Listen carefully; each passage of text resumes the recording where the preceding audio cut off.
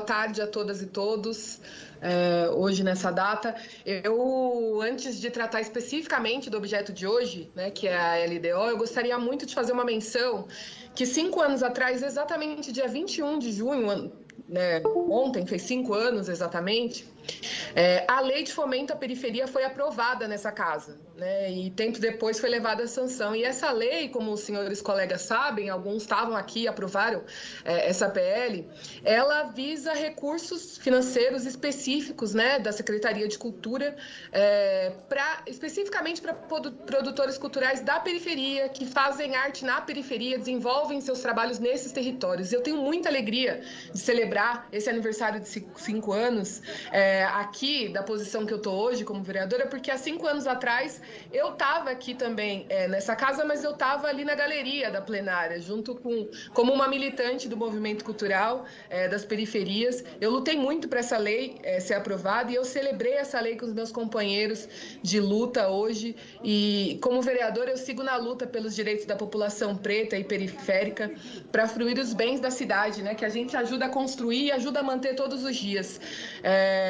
Eu ontem, né, vi uma foto nas redes sociais de alguns militantes, inclusive eu, comemorando, e ali do meu lado estava um poeta chamado Daniel Marques, um poeta periférico. A luta que a gente travou e travava naquele momento, e que o movimento de cultura e outros movimentos sociais travam, tem muita relação com o que a gente está discutindo hoje aqui, né? Muita relação com o orçamento.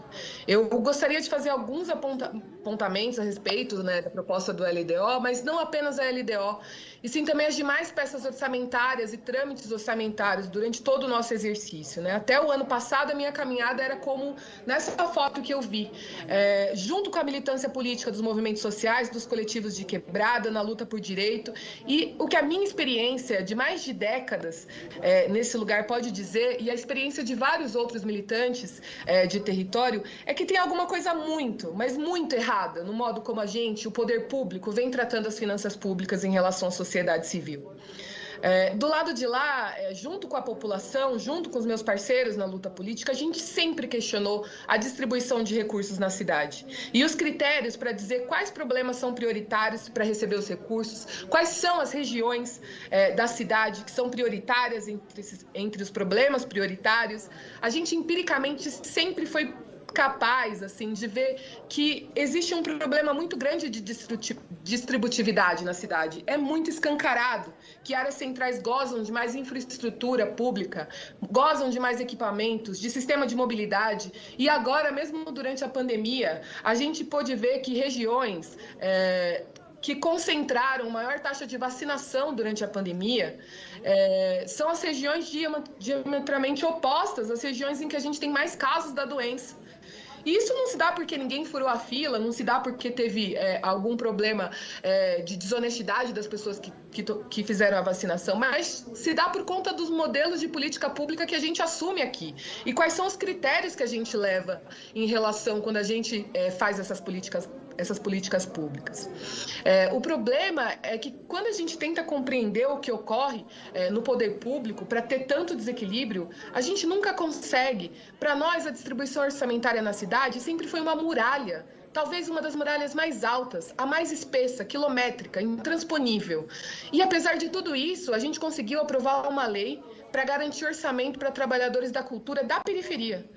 Quando a gente foi eleito sem grandes ilusões, né, da capacidade que a gente teria dentro da Câmara. Mas a gente foi eleito dentro desse espírito e dessa esperança que a gente achava que finalmente a gente tinha concretude nas mãos, concretude orçamentária, né, para as demandas que são apresentadas pelos movimentos. A gente pode ver facilmente, a gente achou que poderia ver facilmente o que está acontecendo no orçamento da cidade e apontar os problemas que produzem e reproduzem esses problemas de desigualdade em São Paulo. Só que a gente acaba vendo que, mesmo chegando aqui, há um extremo descaso com a transparência na gestão do orçamento municipal, que dificulta muito o nosso trabalho de fiscalização como vereadores aqui na casa. Eu notei que há uma completa falha de forma simples para acompanhar o orçamento aprovado, bem como modificações que ocorrem nesse orçamento ao longo do ano. Falta muita transparência nas operações de congelamento, por exemplo, e principalmente nos remanejamentos também, que são feitos para cobrir despesas que já foram, desde a lei orçamentárias previstas de modo muito irreal.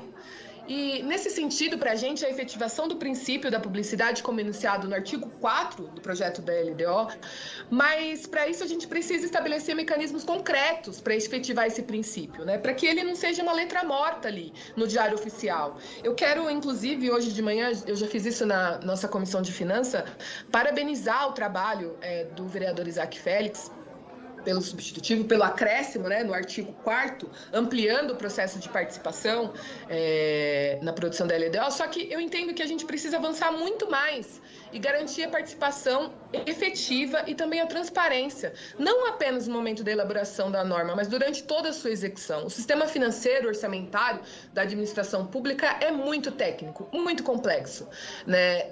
E considerando tudo isso, o poder público deveria primar muito por disponibilizar fácil acesso e a sua interpretação, porque, embora o sistema seja complexo, nós sabemos que o problema de orçamento é de aritmética, simples, quanto entra, quanto sai, para onde vai.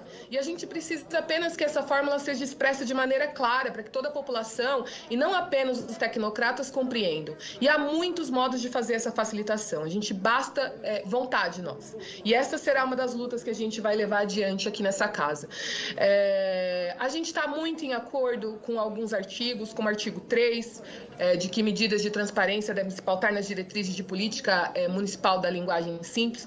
Porém, eu não estou de acordo que essa obrigação de promover medidas de aprofundamento de transparência esteja prevista de maneira tão genérica para o Poder Executivo. Essa é a nossa oportunidade de vincular essa obrigação, da gente estabelecer próprios parâmetros concretos de transparência. A gente precisa, por exemplo, que essa lei já preveja e apresente um maior detalhamento da regionalização dos gastos de todas as suas secretarias, para disponibilização em linguagem simples. Isso não existe. Eu, como moradora da cidade de Tiradentes, eu gostaria muito de saber quanto do orçamento de saúde foi disponibilizado para a minha região. E hoje eu não consigo fazer isso. Eu não consigo nem como cidadã e nem como vereadora com a minha equipe. Na verdade, até mesmo alguns pesquisadores têm dificuldade de obter esses dados. Isso porque nem pelo sistema APSOF, que é o programa aí que se utiliza para processar os dados brutos da prefeitura, nem esse sistema permite um detalhamento satisfatório da ação. E a gente precisa que o portal de transparência para acompanhamento do orçamento sofra uma total reformulação e permita um verdadeiro acompanhamento simplificado. Para além da transparência, a gente também precisa oferecer ferramentas que permitam fácil identificar gastos realizados pelo governo e que se relacionem de fato com o cumprimento das metas estabelecidas como prioritárias. A gente sabe, esses vínculos eles podem até ser colocados de maneira gerais nas peças orçamentárias, mas ao longo do exercício, o controle dessa relação se perde por completo. E aí parte do problema já vem nas próprias peças, né? Como bem pontuou o TCM, inclusive, num relatório, né? A LDO, ela prevê gastos prioritários de maneira muito genérica.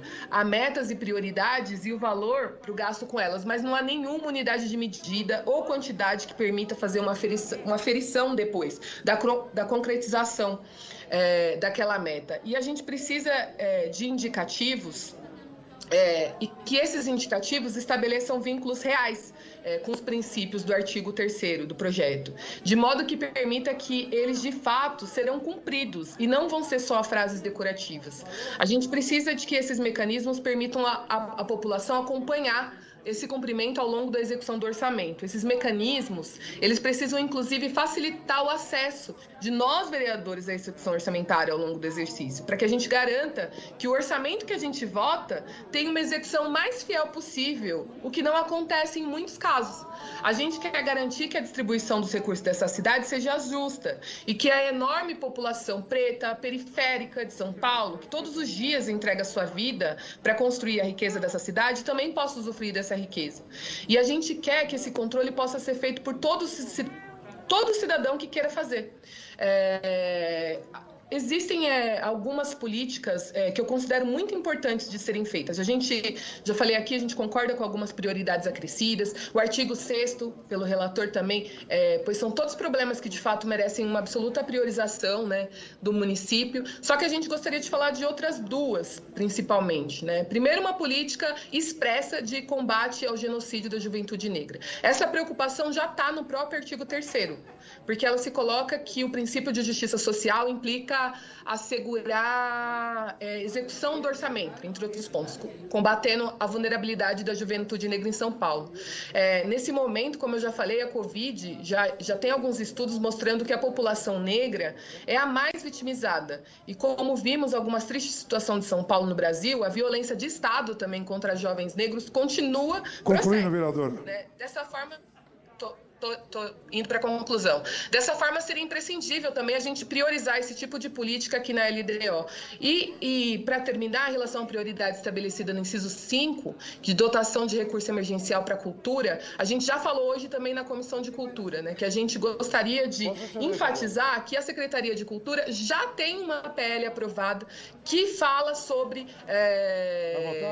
auxílio emergencial na cultura durante a pandemia e não vem cumprindo essa demanda, né? Então, de novo, o que eu falei aqui sobre o que a gente consegue aprovar aqui e o que de fato é executado. Eu encerro aqui, retomando o início da minha fala, dizendo que eu estou muito feliz de estar aqui. Eu sou a prova de que uma juventude preta e periférica tem projeto, pode fazer alguma coisa pela cidade, se a cidade não legasse para ela tanto direito. Eu estou aqui, aprovamos aquela lei, mas a negação do direito que prossegue, a negação do orçamento justo, a negação de políticas públicas justas e esse genocídio acabou vitimando um colega meu que estava do meu lado nessa foto e que estava aqui comigo há 5 anos atrás. O poeta de que eu falei, Daniel Marques, foi uma das pessoas mortas por esse genocídio. Então eu quero dizer aqui que quando a gente trata do orçamento da cidade, quando a gente trata de peças orçamentárias ou qualquer outra política efetiva que a gente está falando nessa cidade, a gente está falando sobre a capacidade que a gente tem de garantir a vida e a vida plena